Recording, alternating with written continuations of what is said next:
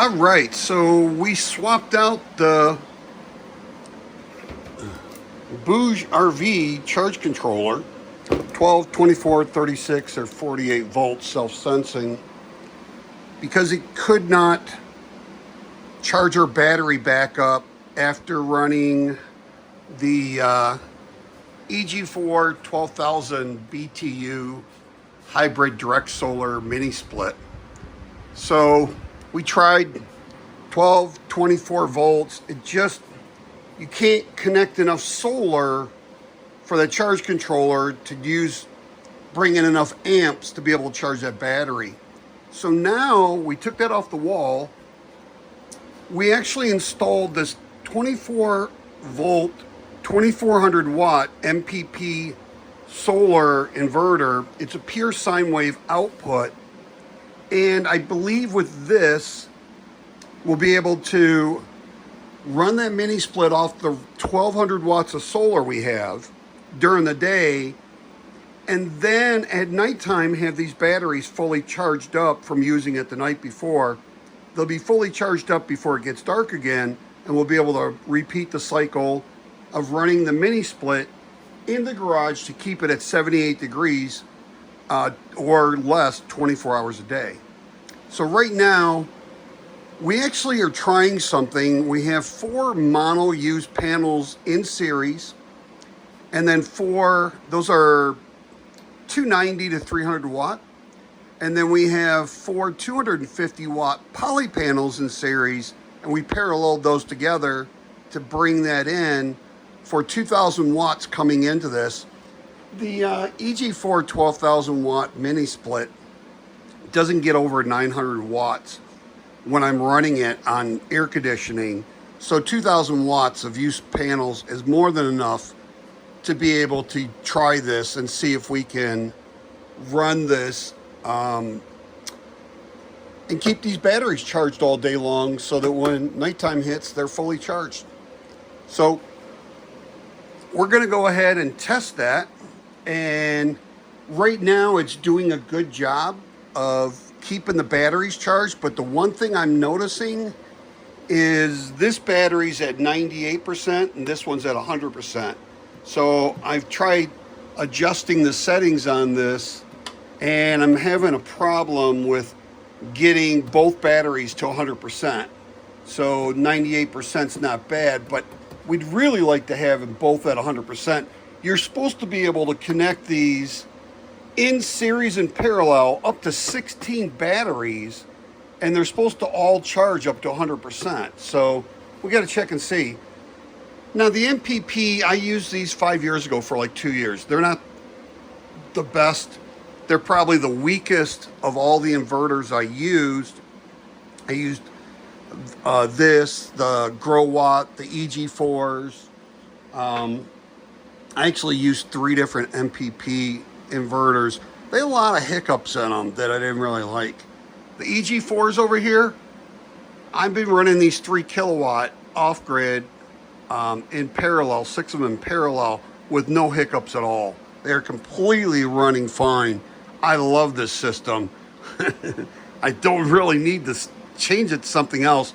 But if you have an inverter or battery or solar panels or something you want me to try, especially like portable or flexible solar panels, those I would like to see if I could connect to this or the MPP solar inverter pure sine wave output, 24 volt. I'd like to be able to see if I could run that off the flexible solar panels or the portable ones. So we're going to run this.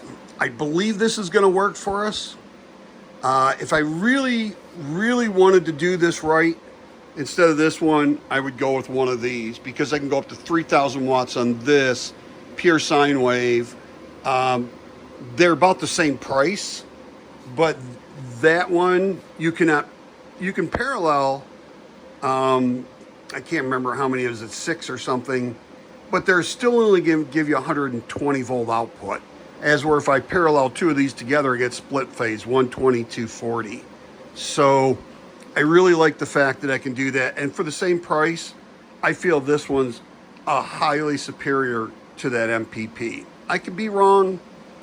If someone wants to send me an MPP and have me go ahead and head to head with these, I'd be willing to try that. But that's a 3000. So anyways, right now it's running. We're running our mini split over there, the 12,000 BTU, off the 1200 watts of solar, and we charged our batteries back up again already. And it's 11:30, so our batteries should stay charged. We have 2,000 watts connected to that, so we should be able to keep our batteries topped off while we're running that, because during the day right now, that's pretty much 100% using those 1200 watts solar. So this is kind of just bringing it in to, let's see, we're using 170, 165 watts right now. And that's running, that's the idle consumption on this and keeping those batteries topped off. So it's really not using that much. The other one we had 1,200 watts connected on that. No, wait a minute. Yeah, we had 1,200 watts connected on that BougRV, and I still couldn't bring in enough amps off of that. And I'm still using those same 1,200 watts of mono panels, and then 1,200 watts, I'm sorry. Yeah, it's 1,200 watts on mono panels, and it's 2,000 watts on the poly panels, and we parallel those together. So they seem to be playing well with each other, so for the moment. And we're keeping our battery like right around 27%. So I still want to be able to try and get this. I've got this set at 28.4 for the charging on this, on user mode, because there is no lithium mode on this, so I'm using the user mode. And the float charge is at like 27, 27 I think I have it at. So, but it just doesn't want to charge. One's 100%, one's 100, and one's 98. So you got to figure out why that's doing that. But I really like these with the Bluetooth on those, and they're more than enough. Those two batteries are more than enough to run that mini split overnight and keep 600 square feet of the garage completely cool at 78 degrees. So that's pretty much it. We're going to run this a couple of days, and I believe this is going to work out well for us. So we'll do that, and then we will actually, after this, we'll try one of those extra ones over there that we don't have connected yet, and try and run that and see. I believe the MPPs on these are much better than the MPPs on those, but that's 5 years old, to be honest. So it's older technology. These are newer. And I noticed a big difference when I switched over from the Grow Watt over to the EG4s, that they were doing much better with the input and the output for the solar. But that's pretty much it. Please like, share, subscribe, hit that notification bell. See you in the next video, and hope you have a truly wonderful and extremely blessed day. See you in the next video.